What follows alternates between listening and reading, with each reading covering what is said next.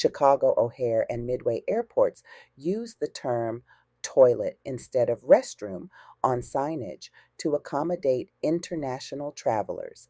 In many parts of the world, toilet is the preferred or universally recognized term for bathroom facilities, whereas restroom or bathroom is more common in American English.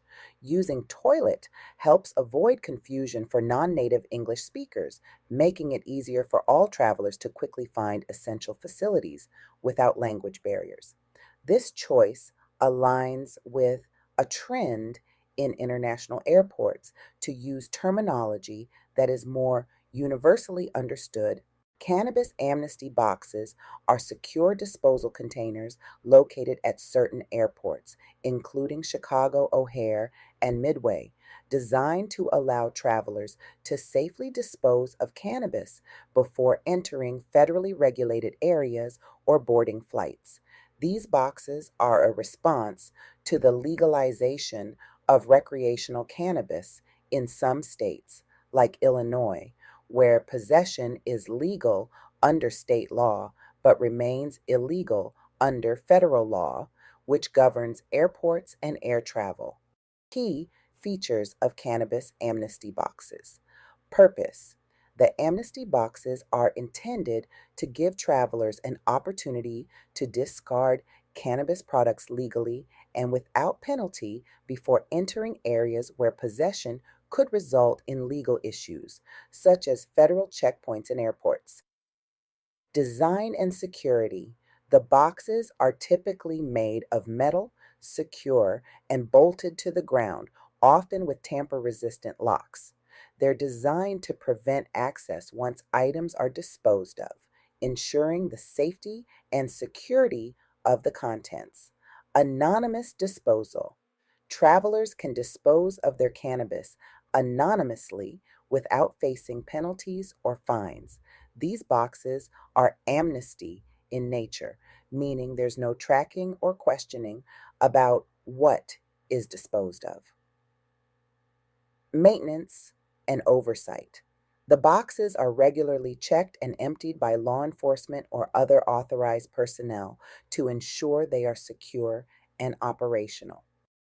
Why they're necessary.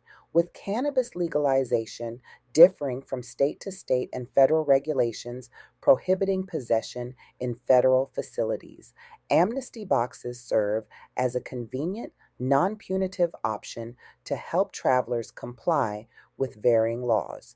They also help maintain security within airports by preventing illegal items from entering restricted areas or flights. Cannabis amnesty boxes provide travelers with a safe way to adhere to both state and federal regulations, keeping airport operations compliant while respecting state laws on cannabis possession. City of Chicago, Incorporated, 4th March 1837, refers to the official date on which Chicago was legally recognized as an incorporated city in the state of Illinois, marking its establishment as a formal municipal government. On March 4th, 1837, Chicago transitioned from a town to a city, which provided it with a structured local government, the authority to collect taxes, establish laws, and manage services for residents. This incorporation was a crucial step in Chicago's development, allowing it to handle the rapidly growing population and infrastructure needs driven by its strategic location along Lake Michigan and its status as a transportation and trade hub. Key points of incorporation. Municipal structure. Incorporation allowed Chicago to establish a city council, a mayoral system, and other government offices to oversee essential services and infrastructure. Legal authority. As an incorporated city, Chicago gained the authority to pass local ordinances, enforce laws, manage land use, and provide public services like police and fire departments. Economic development. With an official city government, Chicago could better support its economic expansion, especially in transportation, trade, and commerce, which were vital to its growth as a central city in the Midwest. Population growth. The incorporation was timely as Chicago's population was growing rapidly due to its role as a gateway for westward expansion and industrialization.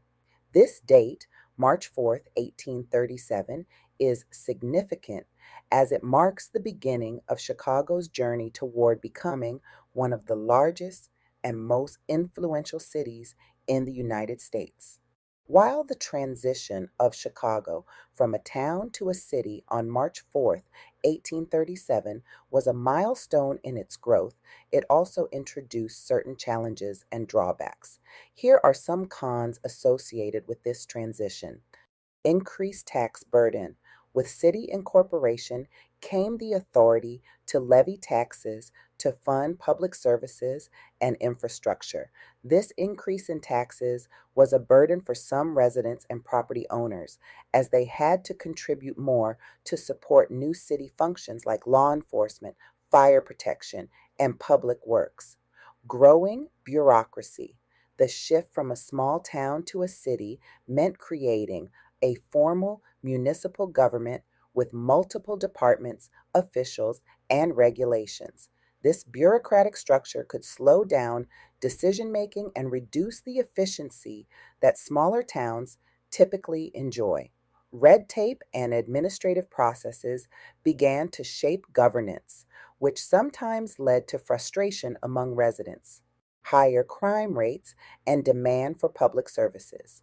As Chicago grew, so did its population density, bringing urban issues like crime, pollution, and public health concerns.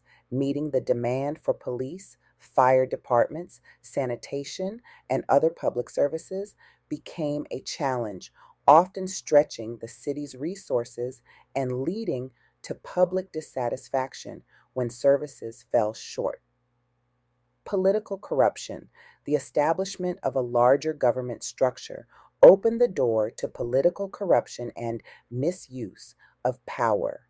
Throughout Chicago's history, city government positions have sometimes been associated with bribery and patronage, leading to a legacy of political corruption that began shortly after incorporation. Infrastructure strain. The rapid growth that came with city status put pressure on infrastructure. Roads, bridges, and sanitation systems often struggled to keep pace with the city's expanding population, which sometimes led to inadequate living conditions, especially in poorer areas. This growth also contributed to environmental degradation in the surrounding areas. Social inequality. The transition to a city attracted various social classes, including an influx of wealthier investors and business owners. This shift often led to social inequality, with wealth concentrated among a few, while poorer residents faced challenges in accessing basic services and affordable housing. Loss of small town identity. As Chicago expanded and urbanized, it lost much of its original small town community feel.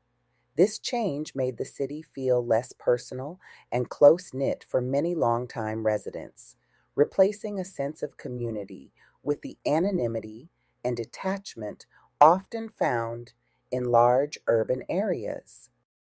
Incorporation allowed Chicago to grow and develop rapidly, but it also introduced complexities and challenges that required significant adaptation from its residents and leaders. These cons highlight the realities of urbanization and the growing pains associated with becoming a major city. As we look back on Chicago's journey from a small town to a thriving metropolis, it's clear that each milestone, whether through historical moments like its incorporation in 1837 or modern changes like cannabis amnesty boxes, reflects the city's evolution in addressing the needs of its residents. Embracing progress while understanding the challenges reminds us that every step forward shapes Chicago's unique story. Thanks for joining me on this exploration of Chicago's past, present, and ongoing journey.